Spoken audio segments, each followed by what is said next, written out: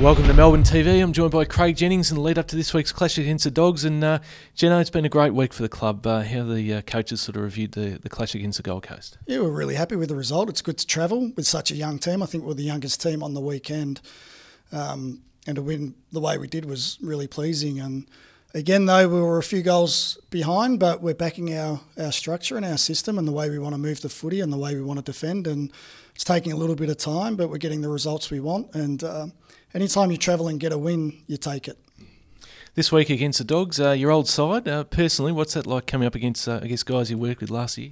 Yeah, I really respect all the people I worked with at the Bulldogs, and they're going to go close to winning the premiership, and I hope they do really well. Maybe not go so well this week, but the reality is in the jobs that we have in footy, you're so focused on your own team and our own planning that you don't think too much about the opposition. We go into the game knowing their strengths and the areas that we want to exploit against them, but it's really a lot about how we play and the tactics and the strategy that we want to take into the game. But certainly know all the guys pretty intimately and know their game plan intimately and acknowledge where they've made some changes from last year. But they're all great coaches there. Luke Beveridge was the coach of the year last year, and they've got great line coaches, great assistant coaches, and they're a really strong playing team. And it's going to be a tough week for us, but we're pretty confident in our planning and that we'll give a good show on the weekend.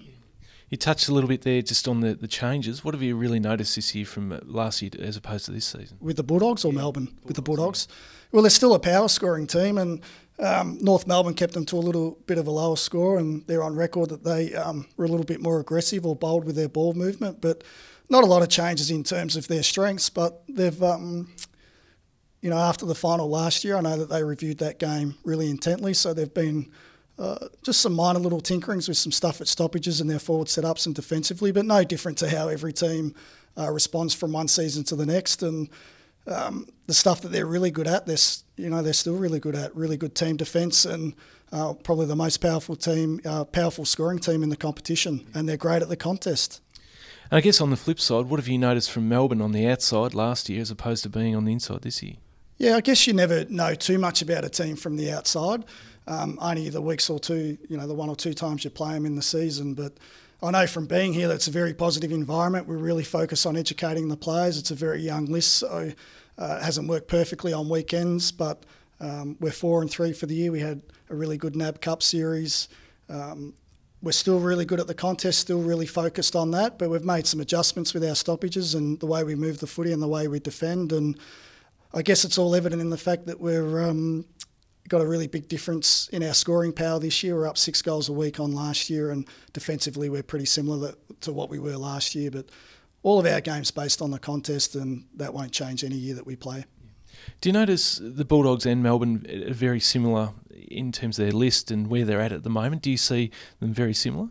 Yeah, I think both teams really pride themselves on the contested footy, and I think the Bulldogs are about plus 28 contested footy every single week, which is an amazing statistic. Some weeks they're winning it by 40, and teams that win by that margin are going to be pretty hard to beat. So we need to be really good in that area. And what the Bulldogs are great at is the way they defend and combine defence into attack and their forward pressure, and they don't really have too many deficiencies. So even though that they're a young team, I know from being there they don't set any limits on themselves. So there's definitely some similarities with us in terms of expectation and the way we attack the footy and the adjustments we've made in attack this year. But every club has a different culture and a different message, or the way the coaches deliver a message are different. But we're really a footy club at the moment that's focusing on education, and our players are getting a lot of that. And, most weeks the results are speaking for themselves.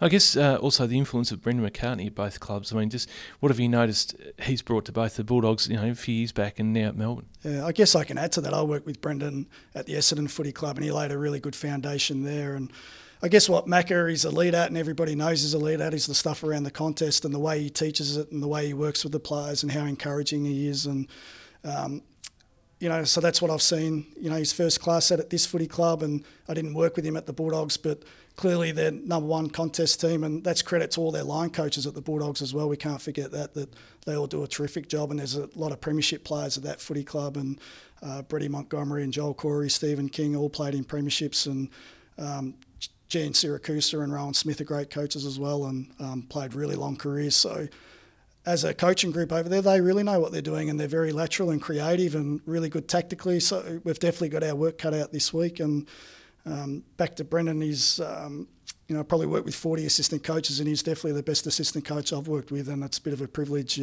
being back here working with him, that's for sure. Yeah. All right, mate. Thanks for your insight and depth of knowledge. Best luck for this weekend, and it should be a crack of a game. Thanks for that, Matty.